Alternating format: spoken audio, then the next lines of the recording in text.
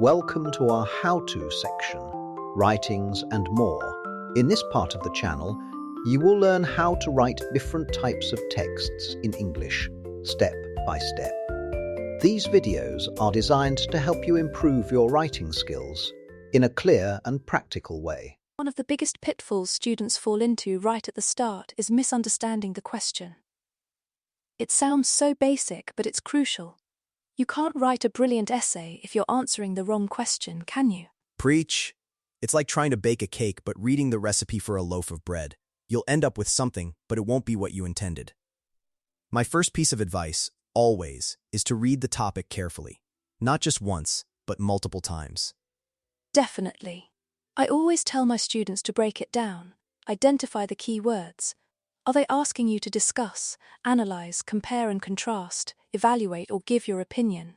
Each of those demands a very different approach. That's a great point. If an essay asks you to discuss the advantages and disadvantages of something, you need to present both sides fairly. You can't just pick one and run with it, even if you feel strongly about it. That's not what the question is asking for. Right, and if it asks for your opinion, then you absolutely need to state it clearly. But crucially, back it up. You can't just say, "I think this is good," without robust reasons and evidence. So understanding the type of essay is key. Once you've wrestled with the question and feel like you truly get it, what's your next go-to step, Elizabeth? For me, it's all about the blueprint. Absolutely, planning is everything. It's like building a house. You wouldn't just start laying bricks without an architectural plan, would you? Good planning stops you from rambling, repeating yourself, or suddenly realizing halfway through you've forgotten a crucial point. I've seen so many students try to just dive straight into writing, hoping the ideas will flow, and sometimes they do, but often, it ends up being a disjointed mess.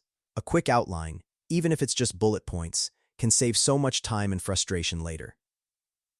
Exactly. I encourage students to make a short list of their main points. What are the 3 or 4 big ideas you want to get across, and what evidence or examples will you use for each? Just jotting that down creates a clear structure. It's your roadmap, basically. That roadmap really leads us to the classic essay structure, doesn't it? The introduction, the body, and the conclusion.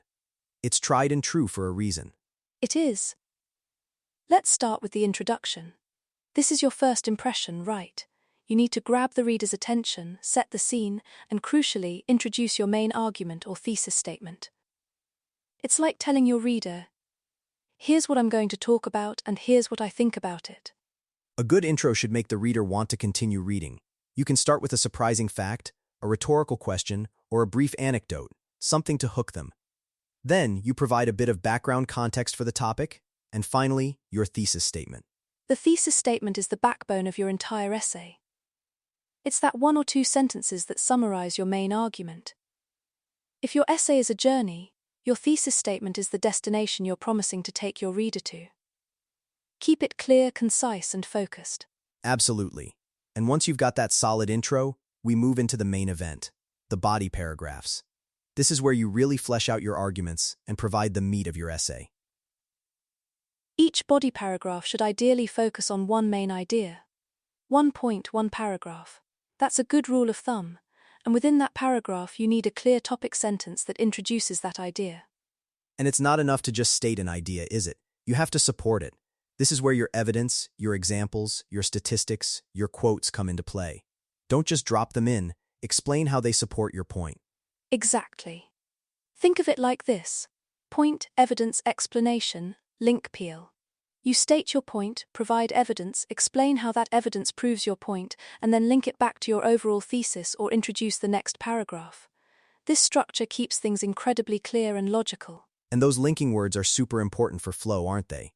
Words like however, therefore, in addition, moreover, consequently. They act like signposts for your reader, guiding them from one idea to the next. Without them, your essay can feel choppy and disjointed.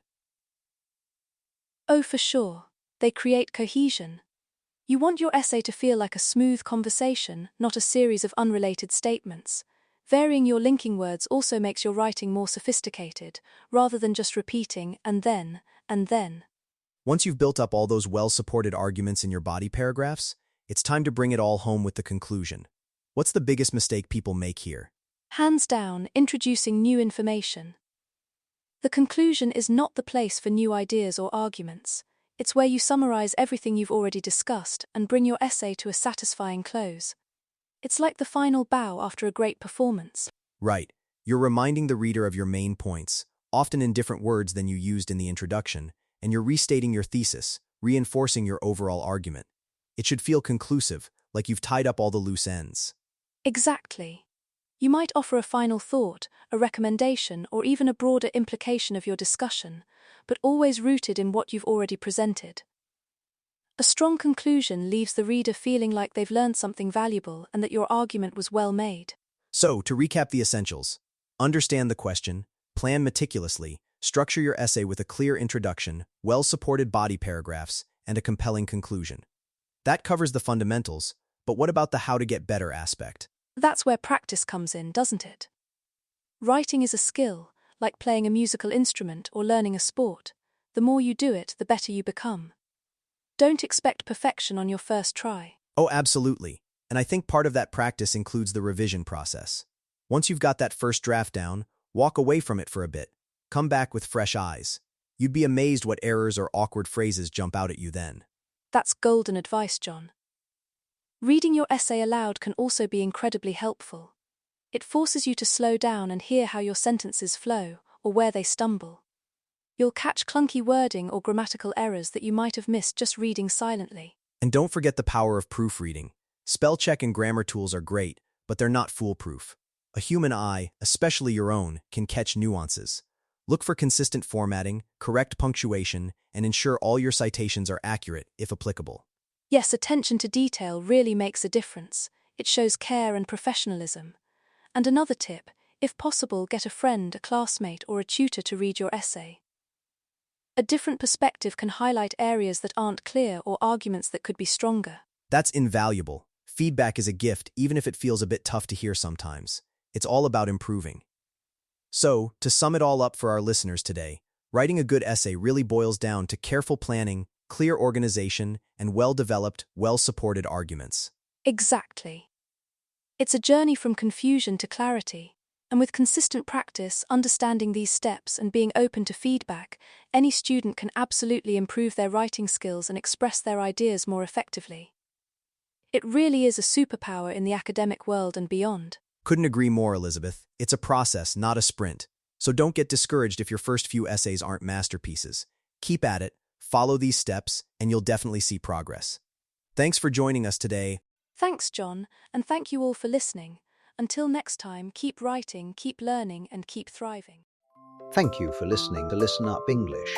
By subscribing and sharing our content, you support the channel and help more learners develop their English listening comprehension. Throw the ball.